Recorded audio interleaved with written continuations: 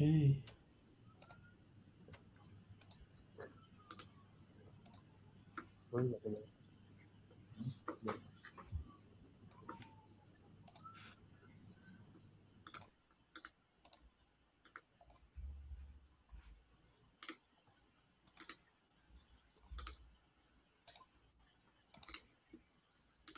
All right. Hi, everybody. My name is Samar Kamal. I'll be your moderator today. Welcome to another customer webinar here at MineOS. For people not familiar, MineOS is the no-code data privacy platform that empowers privacy professionals to automate and accelerate privacy programs. With me today is Kobi. Kobi, if you could please introduce yourself. Hey everyone, so pleasure to be here. And thank you for joining. My name is Kobi Nissan, co-founder here at Mine.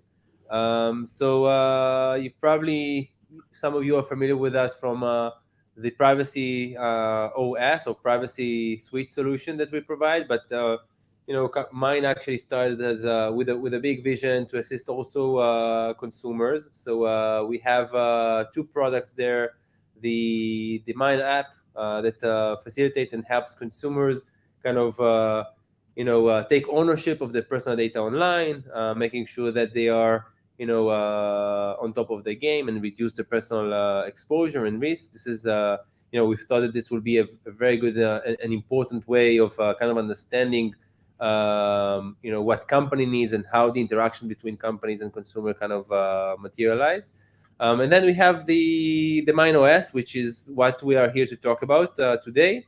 So the MineOS is a suite for privacy professionals, making sure that we allow you in a very pragmatic way to kind of take your privacy program up to the next level, starting with data mapping and solutions such as identifying all the data system in the organization, mapping all the processing activities, building your privacy risk assessments, the DPIAs, and so on and so forth. But most and foremost, I think that data governance is something that's really powerful in the Mine platform, and we also cater for other processes such as the DSR handling, consent management, and so on and so forth. So basically, a complete suite to support the privacy program. Very good. Thanks, Kobi. And with us today is our special guest and customer from Ledgy, Aengus. Hey, Aengus, if you could please tell us a little bit about Ledgy and about yourself. Hey, everyone. Thank you for having me here too, Summer, and thank you for everyone who's joining. I'm a information security program manager at Ledgy. I think it's been almost 4 years now that I've worked with data, and more than a year at Ledgy with the security and the privacy team there. I think for people who don't know Ledgy, maybe a quick sort of summary of what we do there. Ledgy is a private equity management platform that is based in Zurich in Switzerland. And our mission is to really empower companies to turn their employees into like equity owners of the company and give that insight and visibility through a central platform. So if you run a business that is interested in assigning shares to their employees, come and check out Ledgy, and we can definitely set you up.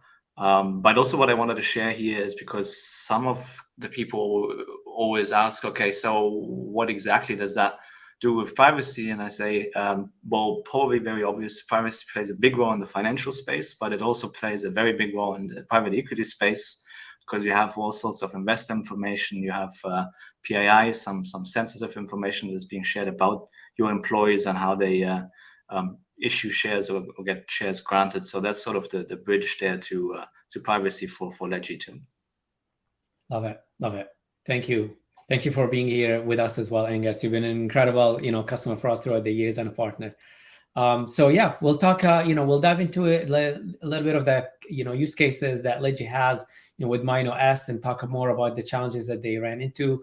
But definitely the meat of the topic that we have today that I would like to get into is data mapping, and what we really describe here as the intersection between security and privacy. You've just heard from both, Kobi and Aengus, how these matters kind of come at the intersection, and especially if you are in a highly regulated industry such as the one Aengus is in, both privacy professionals and security will be involved with data mapping. So I'd like to dive into that, and talk about what does it really mean. Data mapping could be referenced to, differently. RSA conference just got done, security professionals talking about it. And just a couple of weeks before that, IEPP, the flagship data privacy conference as well. And, hearing from both crowds, we decided to talk about, that issue and how it's being defined, between those issues and data governance in general. This is going to be a Q&A, so feel free to drop your questions, in the chat. We'll try to, have this as much of a conversation, between the two folks and you all watching us today. If there is any time, we'll definitely want to give it to Kobi to walk us and give us a quick overview of the platform as well as it relates to everything we're speaking about today. So again, Aengus, please, from your being both a security and a privacy professional, would love to hear from you, an objective definition and opinion in terms of what is really data mapping. Yeah, no, that's a very good question, and we actually use the term data mapping quite a bit at Ledgy. So I think if you look at the traditional term of what people used to or still use data mapping and the expression for, if you look at the corporate environment, it describes sort of the relationship between data fields and how they get synced across different systems, and speaks a lot about the structure and the integrity of data in general. But for sort of startups and for Ledgy and scale-ups, I think the starting point to understand that is the same, which is you have to start with understanding what are your data sources, what are the integrations that sort of are hooked up to your data sources, and how does data flow. And I think for especially us at Ledgy and for startups, when we think about data mapping, that's sort of what we think about, and that's a common starting point across different industries. To go maybe a step further, I think when we do a data mapping exercise or build a data map, we do look at multiple sort of inputs and sort of the data owner and the integrations and the technical side. That is one thing, but also the type of data that sits in these systems and describes sort of how we solve different use cases in platforms. That's what we sort of understand as a concept for data mapping, and also gets us to sort of data governance as a overarching framework. A question that I often get is, so where do we start if we wanted to actually build a data map, or if we wanted to do a data mapping exercise in general?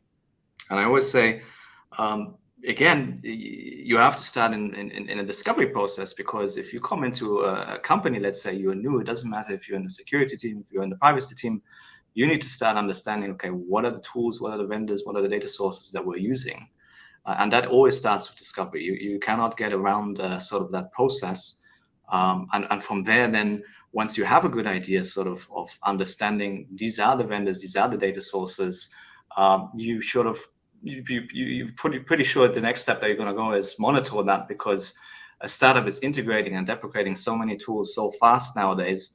If you don't keep track of what's going on, your sort of data source list is going to become very inaccurate very fast. And then once that sort of is on your desk, what usually follows is someone's going to ask you, okay, are you the owner for this subject? Because now you're monitoring it, now you understand the list. It's going to probably take some time to monitor and get a grip on everything. So who's the owner of this? And I think that's sort of the last step on sort of building a data mapping exercise or process, deciding who owns sort of that and tracks that moving forward. Yeah. I think you really focus on that data ownership and who owns that and the roles and responsibilities, if you will, in that process. Hold that thought. I'd love to, dive into it in a little bit, but would love to ask Kobi. Kobi, you talk to customers all the time, and that question that Aengus put out, where do you start, and the challenges to kick off that data privacy program. How does that resonate with you? And how do we do it differently at MineOS here to kick off, and make sure that the customers can start at the, with the right direction? Yeah. So I think that that is something that we see quite often, and where do you start? Oftentimes, we have those conversations, and sometimes you see that client will sometimes jump ahead and say, like, I want to see the data itself. I want to understand what data point do we have, where is the PII, and so on and so forth. But we always have this conversation of, it is really critical to build a strong foundation of the privacy program with the discovery, finding out all the data sources, because if you don't know where the data is, it doesn't matter if you have like you start exploring what data points you have there, but you don't have the complete picture. So first, let's have the complete picture, and let's make sure that you have a solution that will allow you to kind of monitor that, as Aengus said, along the process.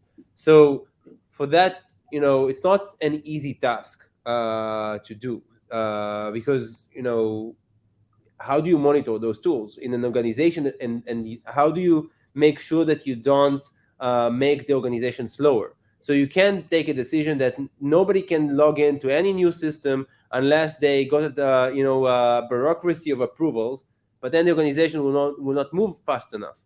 And in the current environment, in the SaaS era, people just hook on new tools continuously, and you want the organization to kind of mature, evolve, and be as dynamic as possible.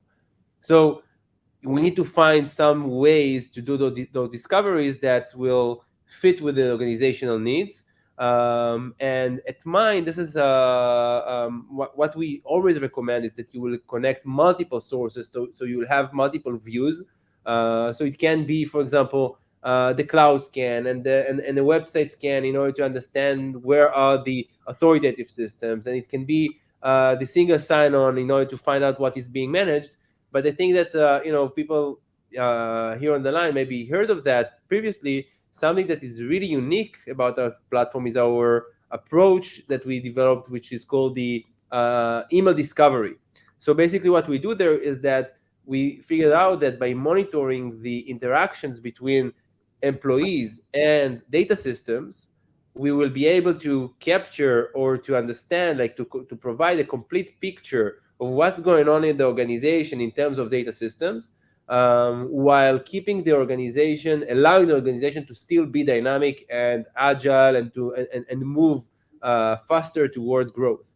So it kind of works hand in hand with not like interfering with the organization. It is also very efficient in terms of how fast can you get to some results. Basically, by doing that, like this is something that we call like we feel like it's something that is very unique in the market. And Aengus, maybe you could share like your experience with that. You gave it a try at Ledgy. So how surprising were the results? Yeah, maybe let's start sort of at the journey, how we started before we actually came across sort of Mine, because it's always easy to tell the story when it's sort of complete, but I think it's very interesting to see where everyone struggles, where the pain starts. Yeah. And if we look at sort of Ledgy a year ago, when I joined the company, and I sort of remember that meeting I had with the privacy council there. And I asked her, okay, so what tools or what data sources are we using? And then we quickly realized, after talking to a few people, nobody actually had any good answers. Right? We got a 2A and we got 2B, but then we referred to someone else. And I think it was a real pain point to get to sort of a state where we started interviewing a lot of people, and then quickly realized, okay, we have all of this information now. We need to start like centralizing this somewhere. We need to start documenting this. This cannot continue to live in people's heads. So what we actually started doing before we even came across you guys was we actually just built a Notion list and inserted sort of the different vendors that we heard, different teams were using, the owners, and what type of data there was in there, right? So that's sort of where we were more than a year ago. And the list also quickly showed us, okay, there are a lot of vendors, and we need to connect different stakeholders to really get an accurate picture. And that is really, really painful, because it requires time, it requires talking to people and interviewing. So it's almost an interview, right? Because you have to ask a lot of questions and hope that they have the answers. And that's how we started. And I think from sort of building that first list in Notion, I think our privacy council was quite happy to come into this whole data governance process and be sort of the person monitoring that too, because everyone probably has received a deletion request who's at least listening and working at a company by now. But we were very much a reactive company in the beginning. We got a deletion request, and we were sort of putting everything on hold and trying to understand, okay, where could this data potentially live, and start deleting this manually, right? But with this list that we started building, our privacy council started getting a better feeling and understanding what was sort of going on. So I need to jump back one.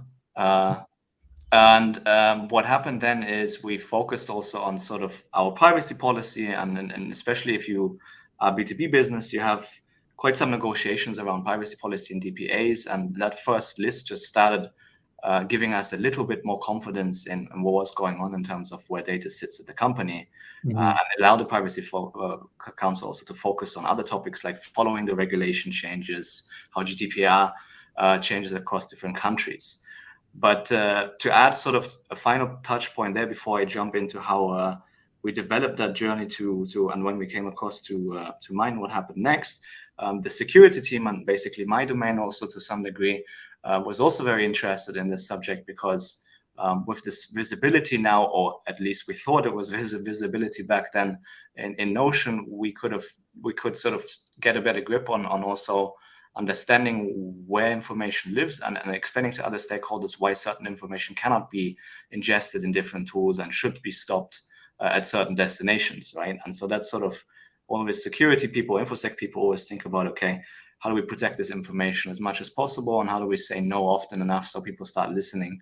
But yeah, that's sort of my take on how that started. But also then, of course, we have this vendor management process that very much sits under InfoSec in the beginning at the startup, because no one else, unless you have a dedicated head of finance who has experience with this, takes that sort of risk on to say, we're going to review our vendors in a very thorough fashion and ask them about sort of their privacy stance, their security stance. So this first list also gave us an understanding, okay, do we have any contractual clauses, for example, in place with these vendors? So this was really more than a year ago, and there's a bunch of things that we sort of started discovering there, and a lot of pain points that we didn't really know about, because we were very much a reactive company back then. Now, if you jump to the next slide, I think where it becomes really interesting is that from sort of how do we get from there to actually where we say today we are a very privacy and security oriented company in general. I think a lot of this should resonate with the audience and other customers. So you're always going to face challenges in that journey. And so usually in my experience, and with Ledgy, I can speak for Ledgy for this, a company falls into one of two buckets. Either you're, for startups, of course, either you're a reactive company for a privacy program, or you're a proactive company for a privacy program. And a reactive one I just explained, which means you get a DSA request, everything gets sort of put on hold. You have an intense negotiation with a potential customer. You make a bunch of clause sort of amendments, and you just react to what is coming your direction, right? And this is very natural. A lot of companies start, I think, at that stage, and they try to find a journey towards being a proactive company for a privacy program, and often really have to sort of probably get to some pain points first to actually get there. And I think the pain points are a lot of sort of also internal entry barriers, because unlike sort of the revenue organization, the privacy organization, a company is not necessarily a team that gives quantifiable value to the business, right? It is a risk reduction function. So it doesn't produce ARR that is sort of always highlighted in a board's sort of topic overview, how the business is doing. So a lot of what that really means is that a lot of business owners will challenge you. Okay, do we really want to invest so many resources in a privacy program? Do we have to do it now? Can we do it in 6 months? So all of these entry barriers will sort of hit you in the beginning, especially if you started being a reactive sort of company to a privacy program. And then it gets traction. And then if you're lucky, you can articulate why privacy is important and connect it to certain value or common goals also, like sort of sales. And when they have these reassurance conversations with potential customers of how serious privacy is at the company or security, and you build from there. Yeah. I think that's sort of where we were. And we really struggled in the beginning to get sort of internally any buy-in to take this topic serious. It took a lot of the words out of my mouth, regarding the challenges that you run into as you make privacy a priority at the company. You talked about resources, getting data governance, privacy, security on the same page to prioritize a lot of this. Talk a little bit about that culture that you had to kind of build, and what it took you to really change that mindset at the company, at Ledgy, to prioritize these things and move everybody at the right direction. Yeah. So once we sort of had a common understanding with certain, at least business owners, that this was something we wanted to definitely improve, I think what we did next is we really founded a small team that could actually implement change, right? Because no one can solve any problems alone, especially at a startup that is constantly focusing on different topics. So we pulled a little group of people together, which back then consisted of the legal counsel, myself, a data engineer, and sort of a platform engineer. And we founded a team, and we really started working on, okay, what is happening right now in terms of the data sources and data flows of the company? What are our pain points with customers? What are our pain points in GTM teams or business teams that want to drive certain reports or analysis for certain data? And how do we provide an accurate sort of answer to them towards what we can do and what we can't do? And so that's how it started, right? But then quickly we realized, okay, this is very manual. This is very time consuming again, because you have to talk to a lot of people, you have to convince people, you have to understand the use cases. And that's sort of the time when we started coming across you guys, where we started talking to you. And I remember we were really struggling with especially understanding what type of PII sits in what system without consuming vast quantities of resources. And when we saw your demo back then, I remember I thought back then, okay, we actually have a pretty good idea of what our data sources are, right? Because I've mentioned that we build a Notion list and all of that. And so we said, okay, so this is really interesting. And you guys obviously just start there, but you go all the way through to sort of building processing activities, the DPIA. So let's give this a try. And when we then actually ran our first discovery, to Kobi's point in the last slide, and I remember I was in a meeting with the Privacy Council and the head of finance. Out of the 50 vendors that we believed that we were using, we got like a result of 130 vendors in same. Wow. And you can imagine the face of the legal counsel and the head of finance. They were completely shocked. And I didn't believe it, of course, at first, right? But very fast, we invited some stakeholders from different teams and sort of showed them the list. And then you were hearing things like, oh yeah, we're actually using this tool. We just didn't really think about it when we spoke last time. And then we really realized, okay, crap, this is actually not, we were not as confident as we believed we were back then. We shouldn't have been. We should have ideally gotten a better understanding of that much earlier. And this brings me sort of to the second point in the slide here on the MineOS point. We then actually invited a lot of stakeholders into the platform and said, hey, here are 130 vendors. Please let us know, is this a yes, no? Was this sort of deprecated? Have we just integrated this? Or is this just a sandbox account that we evaluated against some other competitor in the past, right? And you could see in the end, I think, out of the 50 vendors that we believed we had, and the 130 that we saw of you, we still ended up at like 80, 90 vendors in total that were definitely actively used and very relevant for any sort of data mapping or data governance process. And I think that gave us then the confidence back, right? Because we lost the confidence the moment that we realized, okay, now we have a problem. We didn't actually think about this. And our head of finance was already, we're spending probably thousands of euros on SaaS subscriptions somewhere. But that gave us the confidence back. And so we could focus again on the sort of cascade processes after that, like building out our processing activities in SameMine, understanding our PII depth through the integrations with some of the tools that we built through SameMine. And then again, giving back the power to also legal counsel and privacy to make informed decisions, to go into negotiations, with confidence, because that's what matters. Because if you really don't have a confident feeling of what's going on currently and where does your data live, your processes and the cascade processes that you run from there, they become wobbly. They're based on a rotten foundation that really hurts. So that's when we again started sort of working much more intensely in mind with the information that now was a more accurate reflection of what we actually were doing with data at the company.